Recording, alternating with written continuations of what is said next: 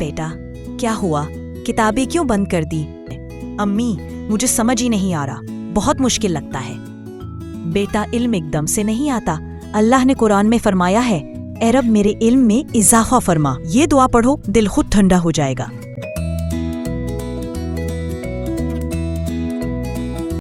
بیٹا علم مشکل نہیں ہوتا، صرف پہلا قدم مشکل ہوتا ہے، اور جو پہلا قدم اللہ کے نام پر اٹھاتا ہے اللہ اس کے لیے راستہ آسان کر دیتا ہے۔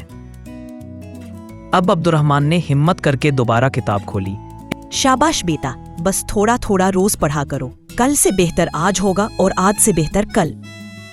بیٹا علم مشکل نہیں ہوتا، صرف پہلا قدم مشکل ہوتا ہے، اور جو پہلا قدم اللہ کے نام پر اٹھاتا ہے اللہ اس کے لیے راستہ آسان کر دیتا ہے۔ بیٹا علم والے کا درجہ اللہ خود بلند کرتا ہے، تم بس ہمت نہ چھوڑنا۔